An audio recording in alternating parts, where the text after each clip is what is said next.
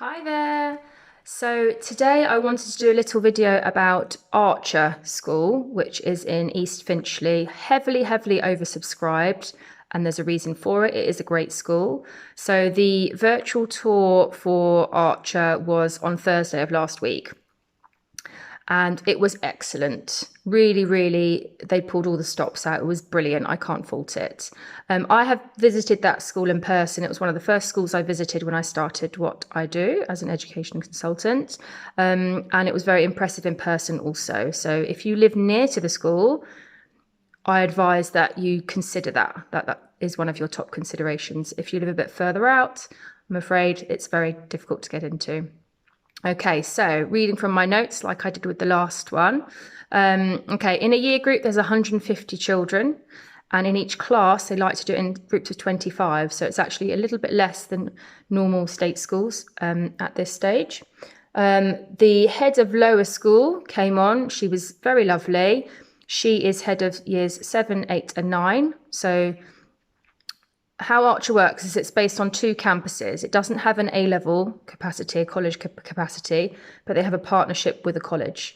So it's split into two campuses. So your child would go for years 7, 8, and 9 in one building. And when they were doing their GCSEs, they would go to another building, which is about a 5-minute walk, I believe, from where Archer Lower School is. So this teacher, who is the head of lower school, came on and spoke about what they do normally as an induction for potential year 7s, is that they do a bit of a taster class in science and dance, and a summer challenge set for future archers. They call them archers, which I thought was quite sweet. Then the head of year 7 came on and spoke about the transition workshops that they do, so the teachers get to know the students that are coming into the school before they get there, which I thought was really lovely, a very nurturing way to bring them and feeling really secure into the school. Then Miss Harrison, who I've met, came on, and she's been a head at Archer for 8 years. She's very lovely, really personable, very friendly, very proud to be the head of that school, and it really comes across. She talked about further maths and psychology being subjects at GCSE, which is quite unusual. That's not, they're not common subjects at that level. She talked about the partnership that they have with Woodhouse, so that's post-16. 600 places are offered by Woodhouse, and about 60% of Archer children go to Woodhouse College. So it's a high percentage go to that college, and you get a golden ticket. Okay, if you go to Archer, you get straight into Woodhouse if you choose to, or you can go somewhere else. There are lots of colleges that are excellent depending on what you want to do. Okay, and then she talked about the two campuses, which I've already discussed, how years 7, 8, and 9 are on one campus, and then for GCSE, 10 and 11, you're on another campus. Then on the tour, we had the head boy and head girl. So head girl at the moment is a girl called Rosie, and the head boy is a boy called Harry.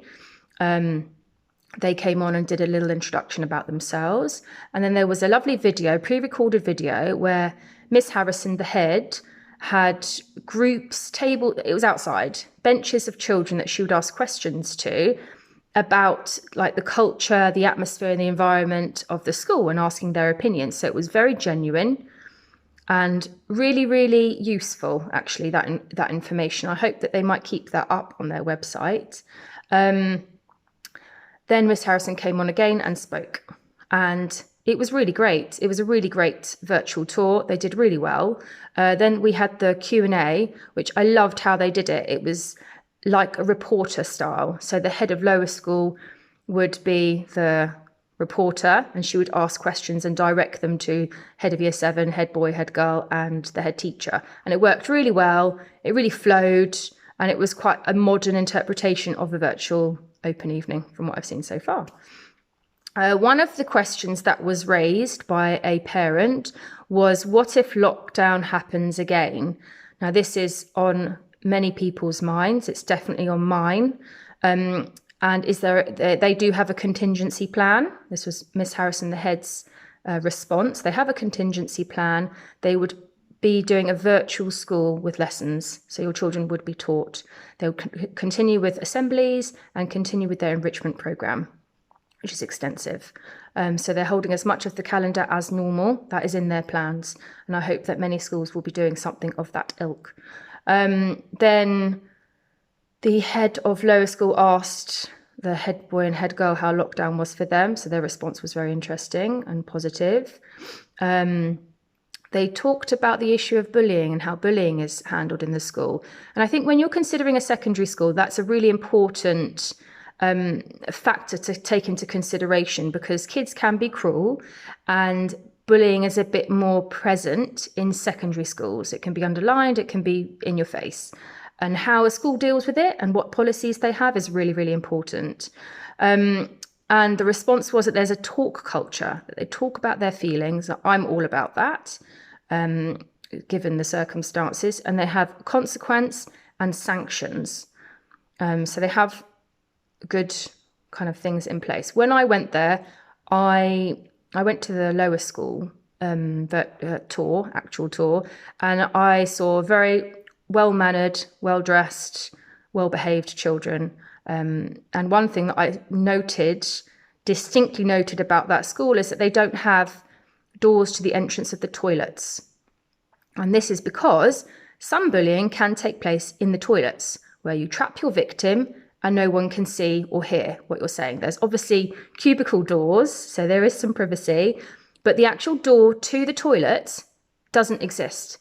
And because it's a relatively new building, this is an excellent feature to crack down on bullying, to reduce it, to even stop it from happening in the first place. And a teacher that would walk by would see if anything was happening that wasn't kind. So that's one feature of the school that I can comment on. Homework was another question that was raised by parents. Homework is differentiated in Year 7, so you get what you can handle. And then Harry and Rosie, head boy and head girl, were asked where they're going to be going for their A-levels. They're both going to Woodhouse. No surprise there. Great pathways. And yes, then the head talked about how the school is very heavily oversubscribed. And I can't stress this enough. It's an amazing school, and it would be lovely if they could open up another one, because it is small and it is nurturing, but it's heavily oversubscribed. The postcodes that you need to live in order to even have a chance of getting into the school are N2, N3, and NW11. So if you live in those 3 postcodes, look the school up and possibly put it on your list. Okay, I hope that helps somebody. Thank you. Bye.